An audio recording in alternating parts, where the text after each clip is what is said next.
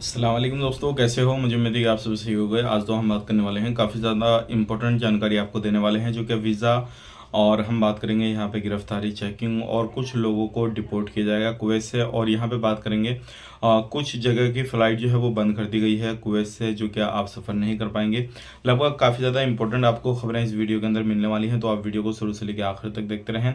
और चैनल को पहली बार देख रहे हैं सब्सक्राइब करें, फेसबुक पेज पर देख रहे हैं फॉलो कर लें, जितना हो सके वीडियो को शेयर कर दें। कमेंट में अपनी राय भी बता सकते हैं, और किसी भी तरीके से आपको कोई परेशानी है तो आप हमें बताइए, हम उसके बारे में अपडेट ज़रूर करेंगे। सबसे पहले हम बात कर लेते हैं यहाँ पे, अगर आप कुवैत के अंदर रहते हैं और कोई भी बंदा 18 नंबर वीज़ा में काम करता है और किसी कंपनी में वो जो है पार्टनरशिप कर रखा है, तो उसको 19 नंबर वीज़ा में जाना पड़ेगा। अदरवाइज अगर वो 19 नंबर में नहीं जाता है तो ये कुवैत गवर्नमेंट नया रूल निकाली है कि उसकी जो पार्टनरशिप है वो ख़त्म हो जाएगी, या फिर वो जो है दोबारा से रिन्यूअल नहीं करवाएगा अपने वीज़ा को। मतलब 19 में जाएगा तो वो सारे काम कर सकता है अपने जो भी रहते हैं, लेकिन 18 में रहेगा तो नहीं कर पाएगा। ये काफ़ी ज़्यादा इंपॉर्टेंट है, इस चीज़ पर आपने गौर करना है।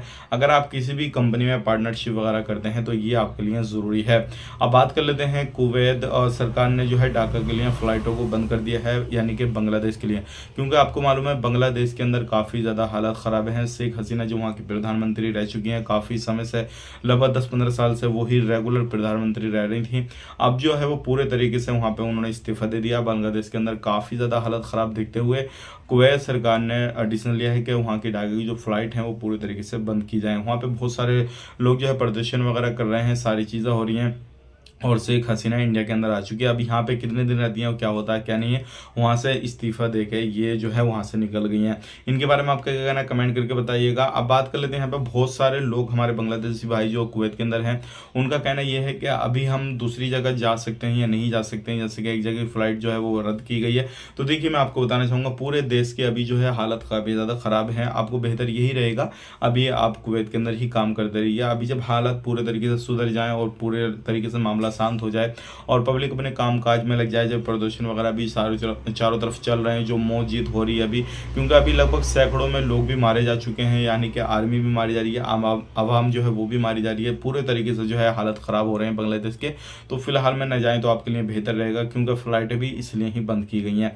तो बाकी डिसीज़न आपका कि भाई आप जाना चाहेंगे नहीं जाना चाहेंगे, लेकिन मेरी राय तो यही है, कुछ दिन रुकें, साल 6 महीने मामला शांत हो जाए, सरकार वगैरह पूरे तरीके से जो है पावर में आ जाए, उसके बाद में आप जा सकते हैं, कोई मसला नहीं है। अब शेख हसीना जो है बांग्लादेश को छोड़ चुकी हैं, वो इंडिया के अंदर आ गई हैं। अब इंडिया से किस तरफ जाएंगी, क्योंकि इंडिया में परमानेंट नहीं रह सकती, क्योंकि आपको मालूम है रेसिडेंसी वगैरह सारा मसला होता है, तो उस चीज़ को भी देखना पड़ता है। बात कर लेते हैं यहाँ पे अगली खबर की तरफ। जो अगली खबर आ रही है निकल के, एक फैमिली को कुवैत के अंदर पकड़ा गया, जो क्या एक बंदे ने अपनी वाइफ को और अपने 2 बच्चों को बुलाया था कुवैत के अंदर, लेकिन काफ़ी समय हो गया तब बुलाया था। उसके बाद में जैसे ही उनके वीज़ा जो थे वो एक्सपायर हो गए, लेकिन फिर भी रख रहा था। लेकिन उसका जो जिसने स्पॉन्सर किया था, जो हस्बैंड था, अपनी वाइफ को बुलाया था, उसका वीज़ा वैलिड था, इकामा लगा हुआ था, सारी चीज़ें थी। लेकिन जैसे ही पुलिस की गिरफ्त में आए उसकी वाइफ बच्ची वगैरह, तो अब जो फैमिली में 3-4 मेंबर हैं सभी को डिपोर्ट किया जाएगा। अब जो बंदे का वीज़ा और इकामा जो भी था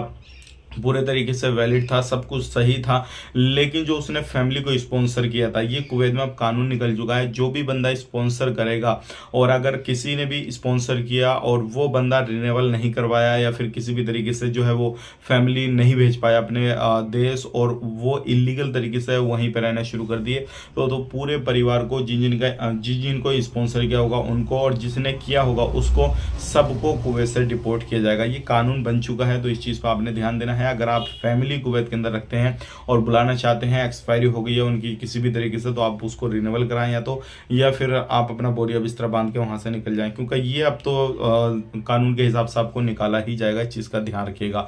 अब बात कर लेते हैं यहाँ पे अगली खबर की तरफ। जो अगली खबर आ रही है निकल के, अगर आपको कोई भी प्रॉब्लम है किसी भी तरीके से, सुबह हमने एक वीडियो में बताया था कि ओपन हाउस मीटिंग जो है वो रखी जा रही है कुवैत के अंदर। बहुत सारे लोगों ने हमसे एक सवाल किया था, हमारी जो है पासपोर्ट की परेशानी आ रही है, जो कि हमारा पासपोर्ट रिन्यूअल नहीं किया गया है, तो क्या हम वहाँ पे भी जाकर उसकी परेशानी जो भी है वो नहीं हो पा रिन्यूअल, तो उसकी अब जो है ले सकते हैं, या फिर हमारी सैलरी को लेकर प्रॉब्लम आ रही है उसको ले सकते हैं।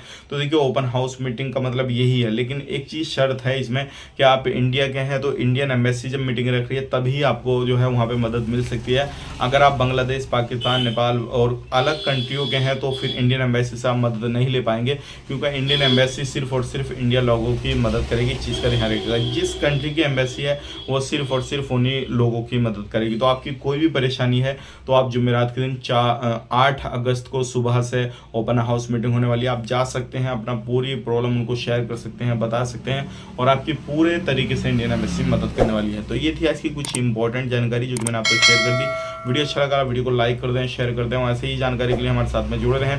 मिलेंगे इस नेक्स्ट वीडियो में। आप अपना ख्याल रखें, टेक केयर, बाय बाय।